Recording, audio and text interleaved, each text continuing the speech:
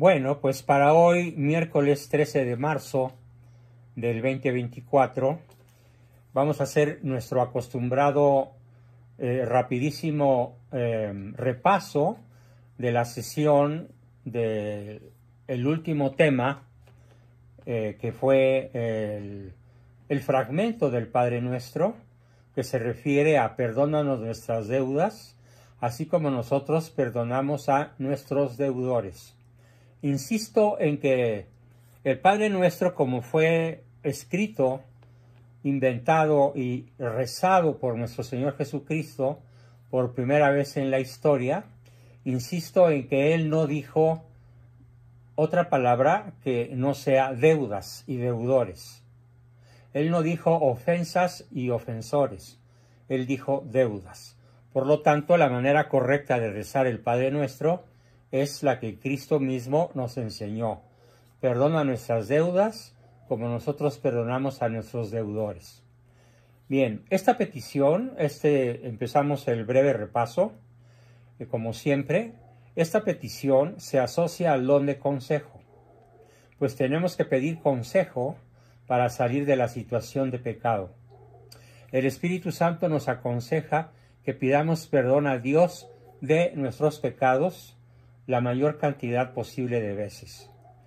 Aquí, en esta exclamación, se nos enseña a vivir en la humildad, reconociéndonos como pecadores. Pero también, al mismo tiempo que reconocemos que somos pecadores, vivimos en la esperanza.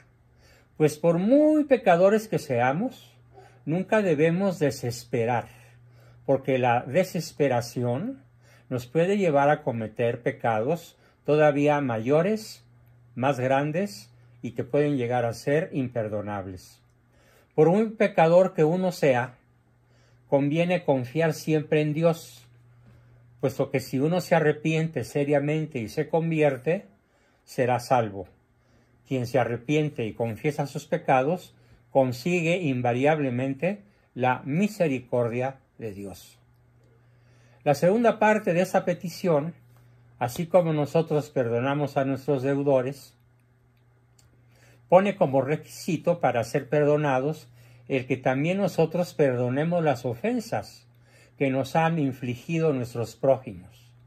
Porque si no perdonamos a nuestro prójimo, ojo, Dios no nos perdonará a nosotros. Quien no tiene intención de perdonar a su prójimo, parece a primera vista que miente al rezar esta petición. Pero si tenemos en cuenta que no reza en su propio nombre, sino en el de la Iglesia, reza en el nombre de la Iglesia, entonces es veraz y no miente. Santo Tomás distingue dos modos de perdonar.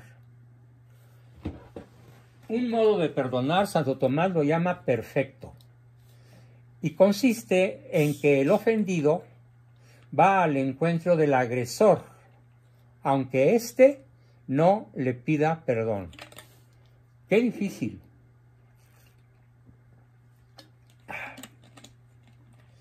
En el modo perfecto de perdonar, yo, que soy el ofendido, voy en busca de mi ofensor para perdonarlo abiertamente, vigorosamente, elocuentemente, incondicionalmente respecto de cuál sea la forma en la cual me conteste el ofensor, que podría incluso ser burlón o aprovecharse de mi nobleza para volver a ofenderme. Por eso Santo Tomás llama a esta forma perfecta, la forma perfecta de perdonar, la que consiste, pues, repito, en que el ofendido va al encuentro del ofensor. Y el otro, que es más común y relativamente sencillo, y al que todo mundo estamos obligados, que consiste en perdonar generosamente, rápidamente, a quienes nos piden perdón. Esa petición está relacionada con la bienaventuranza, la cual proclama dichosos a los misericordiosos. Solo una persona misericordiosa es capaz de perdonar. Pues la misericordia nos lleva a compadecernos de nuestro prójimo. Bien, ese fue el repaso de la última sesión de la semana pasada, que fue el miércoles de hace 8 días. Después, el día 11 de marzo, que fue mi cumpleaños, pues me di el lujo de contar la historia de mis abuelos, de mis padres, que fue muy gratamente recibida por todos ustedes. Si alguno no pudo asistir, esta sesión ya está subida a los grupos, por si alguien la quiere ver o incluso repasar. El tema para hoy es la siguiente petición del Padre Nuestro, fundamental. No nos dejes caer en la tentación. Si ustedes observan cuidadosamente el flyer, el pequeño recuadro de publicidad que se mandó para invitarlos a esta sesión, van a observar cómo del lado izquierdo aparece Satanás y del lado derecho aparece nuestro Señor Jesucristo. En el lado izquierdo, la figura de Satanás aparece en un color rojizo, con la musculatura sumamente marcada, el ademán fiero, el ademán lleno de odio y aparentemente muchísimo más fuerte físicamente que la figura de Cristo, que aparece como una persona joven, delgada, sin mucha fuerza física. Y parece que en esas vencidas, con los brazos y los antebrazos, el demonio tiene todas las de ganar. Pero teológicamente sabemos que no es así. El demonio no tiene ninguna posibilidad de ganarle a Cristo, excepto cuando el hombre le da permiso al demonio para ganar. Y entonces ahí sí tenemos una disparidad brutal de fuerzas. Cuando el hombre no está en gracia, cuando el ser humano está alejado por algún motivo poderoso del estado de gracia, el que invariablemente va a vencer es el demonio.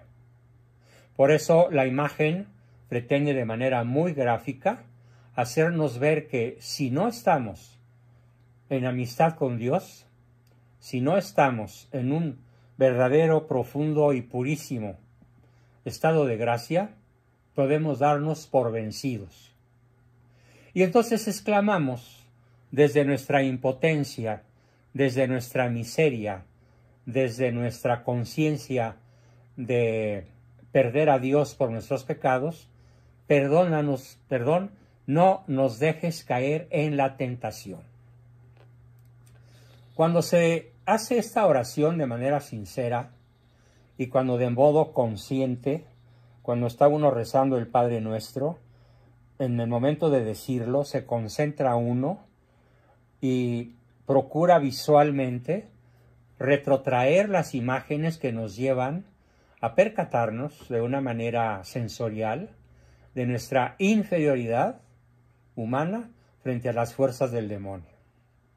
Sin Cristo, sin la gracia de Cristo, somos completamente vulnerables, absolutamente vencibles, absolutamente derrotables por el inmenso poder del demonio, que adquiere esa invencibilidad justamente por nuestro estado de indefensión al carecer de la gracia. Sin embargo, no solamente equilibramos la fuerza, sino que la superamos en grado infinito, infinito contra cero, cuando estamos en gracia. Entonces, en esa parte del Padre Nuestro, le pedimos a nuestro Señor que no nos deje caer en la tentación, porque si yo me atengo a mis solas fuerzas, el demonio me vencerá. A través del mundo, a través del demonio, o a través de la carne. El mundo nos atraerá con su pompa y circunstancia, con su oferta de poder, con su oferta de riqueza, de fama, de prestigio, de superficialidad, de darle la espalda a Dios, como de hecho lo han realizado la inmensa mayoría de las naciones de la tierra, que le han dado la espalda a Cristo, no tanto al cristianismo, sino a Cristo mismo en persona. Y entonces esas naciones, que son la inmensa mayoría de las que existen, casi 200, las que con excepción, por ejemplo, de la pequeña republiquita del Salvador o de la pequeña nación europea Hungría, todas las demás, unas más, otras menos, caen en la tentación del mundo y caen en la tentación del demonio, que es el pecado de la soberbia, del quién como yo, que exclama Lucifer al pecar y romper con su creador, ¿quién como yo? Mientras que San Miguel exclama, ¿quién como Dios? Y la carne, mundo, demonio y carne, los tres enemigos del alma. La carne, pues son todos los pecados relacionados con la sensualidad, con lo sensorial, gusto, oído, tacto, olfato, senestesia, contacto, y desde luego la sexualidad. La sensualidad con N y la sexualidad con X. Son dos entidades distintas y las dos forman parte de la tentación de la carne. Con esta petición, no nos dejes caer en tentación, le pedimos a Dios que podamos evitar el pecado, que no nos sobrevenga una tentación tan poderosa que nos haga pecar. Si echamos una honesta ojeada a nuestra vida espiritual,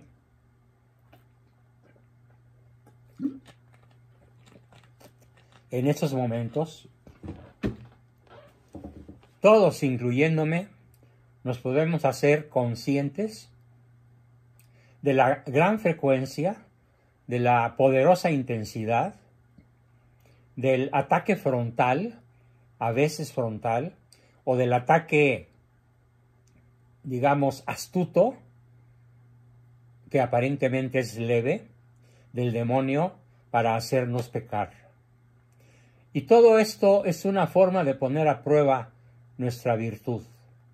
Recordemos que la palabra virtud viene del latín virtus y que virtus significa fuerza. Entonces, la tentación pone a prueba nuestra fuerza. La fuerza humana es infinitamente débil comparada con la fuerza del demonio. Para voltear el marcador a nuestro favor y que el marcador sea entonces infinito contra cero, necesitamos estar en gracia. Y la gracia se consigue de dos maneras. Una inmediata, que consiste en el acto de contrición perfecto, que es el dolor consciente, el dolor aceptado, el dolor vivido, incluso físicamente, por nuestros pecados.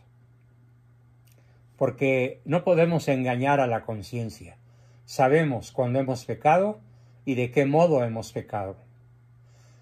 La verdadera contrición, el verdadero arrepentimiento, nos permite la reconciliación con Dios.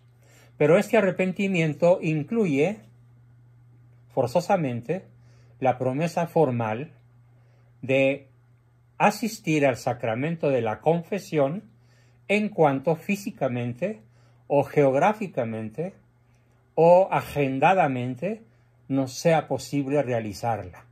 La confesión ante un sacerdote de nuestros pecados para obtener entonces sí la absolución formal de nuestros pecados.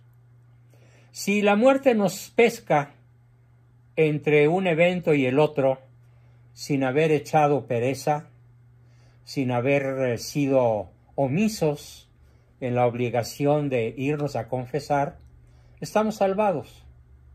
Pero si la muerte se nos atraviesa con todo el arrepentimiento, sin haber sido refrendado ese arrepentimiento por la confesión sacramental, entonces imaginen el tenebroso, terrible y drástico futuro.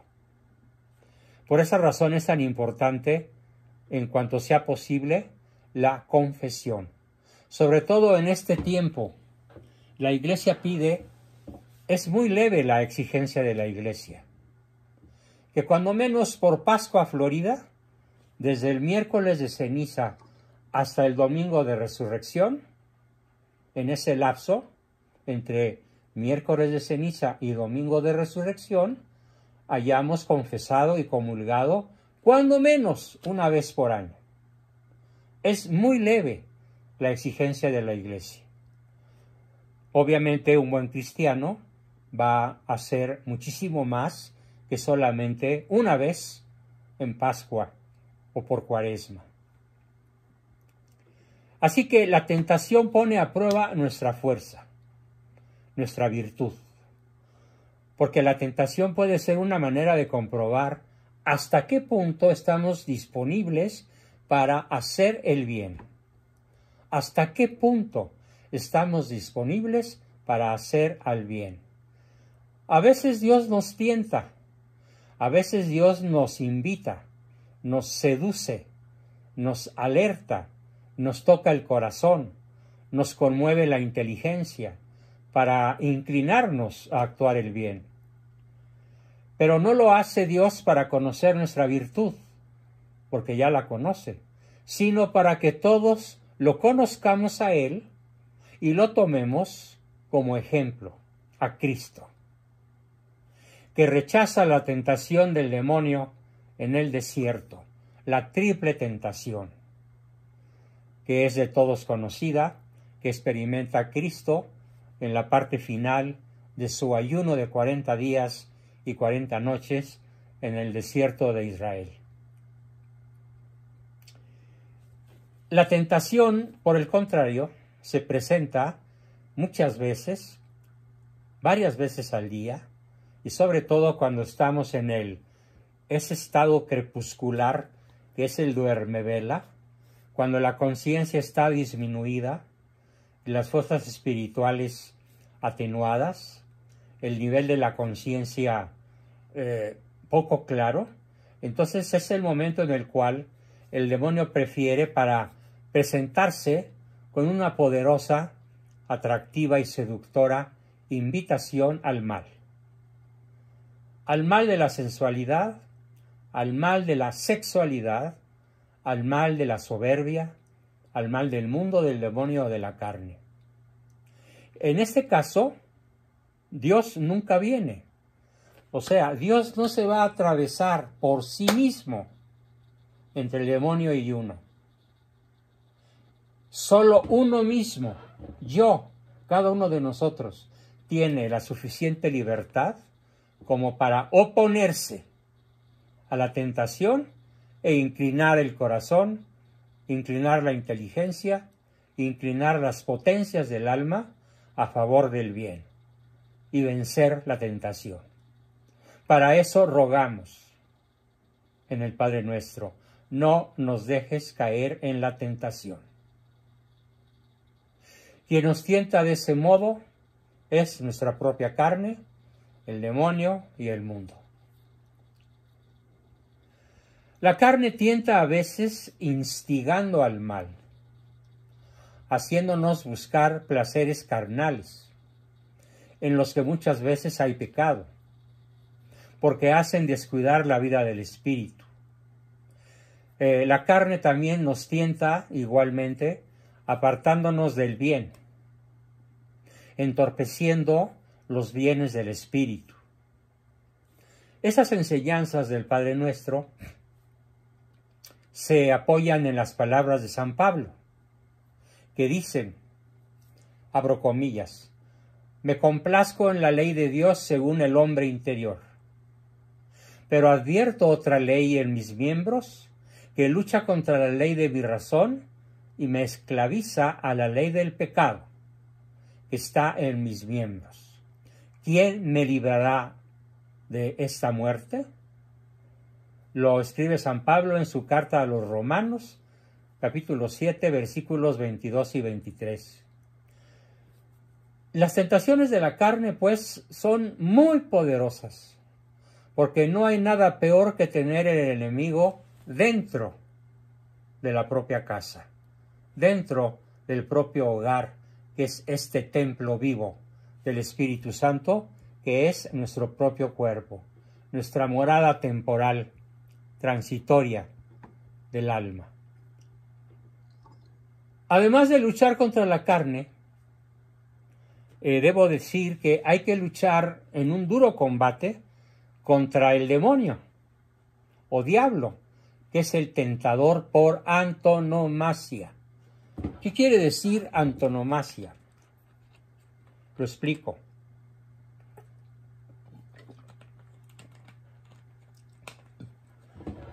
Vamos a decir que Einstein es el genio científico por antonomasia. Pelé es el futbolista por antonomasia. El demonio es el tentador por antonomasia. No hay mejor tentador que la carne, porque la carne es flaca, la carne es débil, como lo dice este formidable párrafo que acabo de leer de San Pablo y que me complazco en repetir. Dice, piénsenlo muy bien, despacito lo voy a decir. Me complazco en la ley de Dios, según mi hombre interior, pero advierto otra ley en mis miembros que lucha contra la ley de mi razón y me esclaviza a la ley del pecado que está en mis miembros, es decir, en mi carne. ¿Quién me librará de esta esclavitud? Cristo, únicamente Él. Además de luchar contra la carne, contra esa ley interior que atenaza, que entenebrece, que paraliza mis miembros corporales, hay que entablar un duro combate contra el demonio, que es el tentador por antonomasia. En sus tentaciones procede con mucha astucia, estudiando primero los puntos flacos de una persona para tentarle por ahí. Yo personalmente puedo platicarles que una tentación muy poderosa que a veces siento en mi psique, en mi mente, es la tentación del odio a quienes destruyen a mi patria, conscientemente, impunemente, eficiente y eficazmente, y que encabeza Manuel Andrés López Obrador. La tentación del odio es muy poderosa. Y a veces tengo que dormirme rezando el rosario para poder superar la tentación de ese odio bestial que experimento contra este monstruo que desgobierna este país. Cada uno tiene su tentación, cada quien tiene su lado flaco, cada quien se conoce a sí mismo y si todavía no lo hace, se puede conocer a sí mismo con un ejercicio de poderosa introspección. ¿Cuál es nuestro pecado favorito? En general, como lo vemos en aquella formidable película del abogado del diablo, el pecado favorito al cual induce Satanás es el pecado de la soberbia, que comienza con el pecado de la vanidad. Y así lo dice él, soberbia y vanidad, mis pecados favoritos. Y así termina la película, cuando él tienta al abogado del diablo que acaba de vencer al demonio de una serie de tentaciones que lo llevaron a estar muy cerca de cometer perjurio, asesinato, crimen, y que por fortuna tiene la buena decisión de apartar la tentación y seguir la voz de la conciencia. Sin embargo, el demonio ataca de nuevo. Y parece ser que en ese nuevo ataque, el abogado del diablo no tuvo mucho éxito en rechazarla. Estos puntos débiles, pues, son con frecuencia, voy a decirlas despacito, el más frecuente probablemente en nosotros es el pecado de la ira, de la furia, que se disfraza de indignación, puede disfrazar de espíritu de justicia, se puede disfrazar de justo escándalo que rechaza el mal que otro hace. Mucho cuidado, porque la débil línea que separa a la ira respecto de la justa indignación es una línea muy tenue, muy delgada y a veces muy difícil de distinguir. También es muy frecuente la soberbia, el yo soy mejor que tú, el yo estoy bien y tú estás mal, el te lo dije, el ya lo sabía, el tenías que ser tú. Todas esas expresiones mediante las cuales el psicólogo realista señala esa tendencia tan fácil en cualquier ser humano a asumir una postura existencial paranoide que sostiene la tesis, verbal o implícitamente dicha, de yo soy mejor que tú, yo estoy bien comparado contigo, yo estoy bien, tú estás mal, que es la manera mediante la cual el demonio nos puede tentar para incurrir en el pecado de la soberbia. Y los otros pecados del espíritu, la desesperanza, la tristeza o la desesperación consentidas, son un pecado gravísimo, incluso contra el Espíritu Santo. Y bueno, el demonio al tentar procede de dos etapas. Divide su tentación en dos grandes etapas, dos macroetapas. La primera es básicamente utilizando el engaño. ¿En qué consiste el engaño? Básicamente consiste en presentarnos el mal como algo bueno, como algo deseable, como algo irresistible, como algo atractivísimo, formidable, maravilloso, encantador y seductor. Ahí está el engaño. Y este engaño, pues nos desvía del propósito fundamental, que es mantenernos en el bien, adheridos al bien. Y no nos propone en este engaño, el demonio no nos propone de entrada algo que es evidentemente malo, no. El demonio es absolutamente astuto, muy superior a nosotros en inteligencia, en capacidad de comprender y entender y penetrar en lo más profundo de nuestra alma, sobre todo cuando no estamos en gracia. Él nunca nos va a presentar el mal en cuanto mal. El engaño consiste primordialmente en presentarnos el mal en cuanto bien, en cuanto bueno, en cuanto atractivo, en cuanto maravilloso y deseable. Aguas, cuidado, allí está el engaño. Dentro de este mismo engaño nos puede hacer aparentar o puede hacernos aparecer algo que consideramos malo, pero no tan malo. A ver, una no es ninguna. Ay, ¿qué tanto es tantito? ¿Qué tanto es pecado contemplar la exuberante belleza de mi vecina, de la mujer ajena, si nada más la estoy viendo en cuanto a un atractivo bien estético?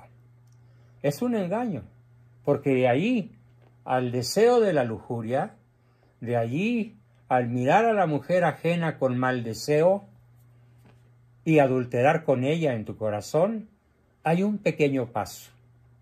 Allí está el poderoso, eficiente, inteligentísimo y eficaz engaño del demonio. Ya no estamos en el mal presentado en cuanto bien, sino en el mal presentado en cuanto no tan malo,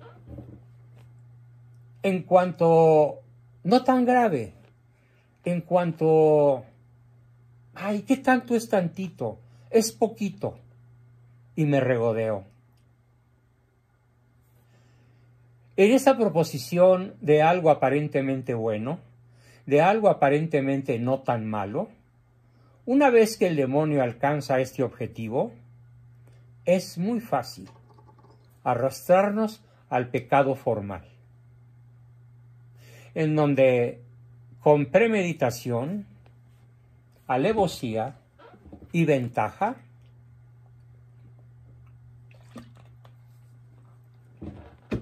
optamos por el mal. Pero no optamos por el mal porque nos parezca mal. Optamos por el mal en lo que tiene de atractivo, en lo que tiene de seductor, y en cierta forma en lo que tiene de esa tétrica luz infernal que involucra el nombre de Lucifer, la luz del infierno. Después de habernos engañado con el mal en cuanto bien, o con el mal en cuanto no tan grave, viene una siguiente etapa en la que nos retiene en el pecado, nos amarra de tal forma que no deja que nos levantemos de nuestra postración. Nos quiere ahí tundidos, nos quiere noqueados espiritualmente, nos quiere alejados de los sacramentos, nos quiere alejados de la gracia. Porque si logra mantenernos o logra hacer que la voluntad nuestra, debilitada, permanezca alejada de la gracia, Él habrá triunfado y tomará posesión para siempre de nuestra alma si morimos físicamente en ese tétrico y lamentable, pero muy atractivo estado espiritual. Por su parte, el mundo nos tienta de dos maneras, cambiando un poco de tema. En primer lugar, el mundo trata de introducir en nosotros el ansia o el afán desmesurado y excesivo por los bienes temporales. La ambición, esa que ahora está tan valorada, que ahora está tan exaltada, tan llevada incluso a la cúspide de las ambiciones o de los sueños humanos, como si fuera un talento, como si fuera un don del Espíritu Santo o como si fuera una virtud. Y no lo es. El ansia o afán desmesurado o excesivo por los bienes temporales es una muy poderosa y muy eficaz tentación de nuestro adversario espiritual. Y en segundo lugar, nos puede infundir el terror por medio de los perseguidores y de los tiranos. De tal manera que al infundirnos el terror o el miedo por parte de los perseguidores y tiranos, seamos capaces de renunciar a nuestra fe cristiana y de no seguirla proclamando en público ni abiertamente, porque vamos a sufrir la persecución.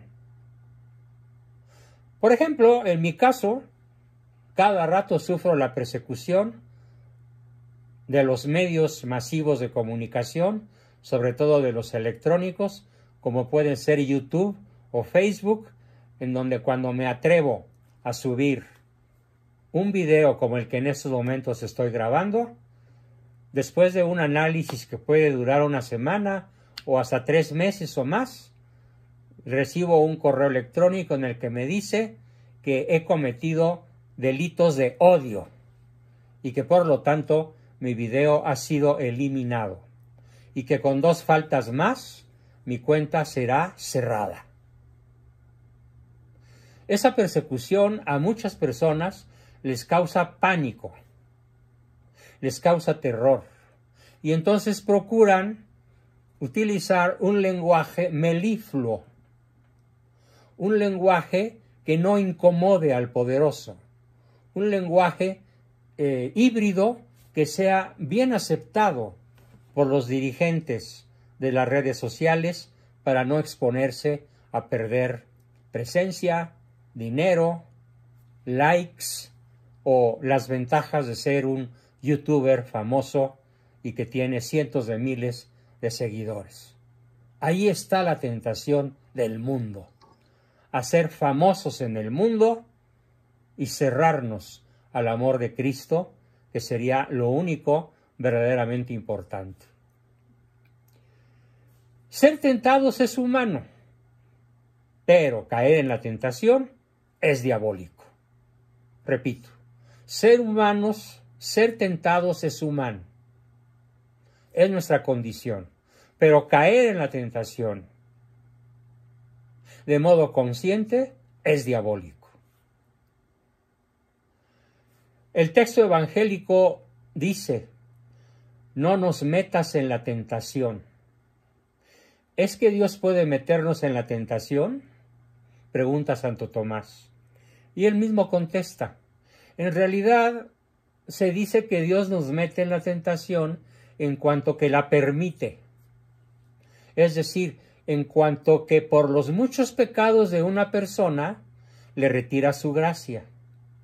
Y sin esta, sin la gracia, él, yo, tú, nosotros, caemos en pecado.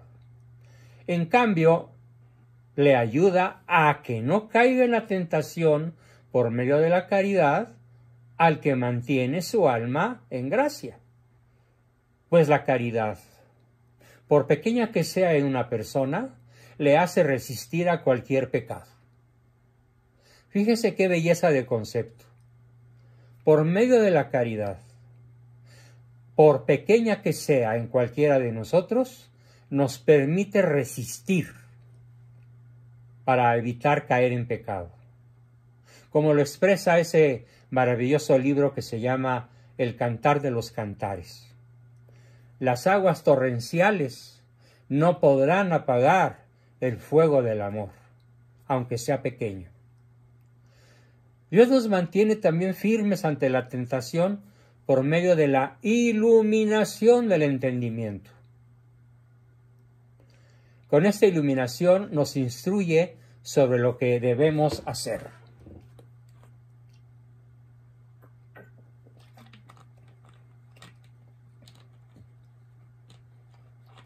Algunas veces, por fortuna, cuando yo le he expresado a mi esposa, por ejemplo, ese tremendo, llamémosle con su nombre, odio que experimento por el bulto de palacio, me dice: pero es inútil, mi amor, porque él ni se da cuenta de cuánto lo odias, de cuánto mal le deseas, de cómo le pides a Dios que ya se lo lleve. Él no se entera.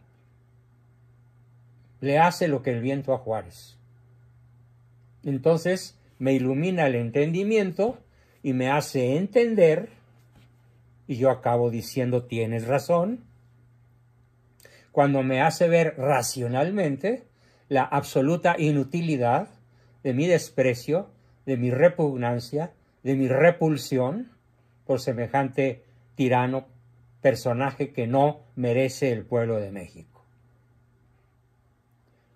Y entonces ya recupero el estado de tranquilidad e incluso puedo en ese momento elevar un Padre Nuestro por su arrepentimiento, su conversión y hasta su salvación. A veces Dios se vale del prójimo para iluminar nuestro entendimiento. Propongo entonces el diálogo con el hijo, el hermano, el papá, el tío, el sacerdote, el buen amigo, el buen consejero, cuando sentimos que alguno de los pecados capitales, la ira, El odio, la soberbia, la venganza, la desesperación, el miedo nos invaden. Esta petición de no nos dejes caer en tentación se relaciona entonces, en síntesis, con el don del entendimiento y con la bienaventuranza que proclama dichosos a los limpios de corazón. Porque cuando no consentimos a la tentación del odio, del resentimiento, de la repulsión, conservamos el corazón limpio, que queda sucio, ensuciado y del lado oscuro de la fuerza cuando consentimos la poderosa tentación de la cual cada uno de nosotros en su interior sabe que es más vulnerable de aceptar. Bien, con esto terminamos nuestra exposición del día de hoy y nos queda solamente para la próxima sesión del lunes de la semana próxima esa formidable parte del Padre Nuestro con el cual termina: mas líbranos del mal. Amén.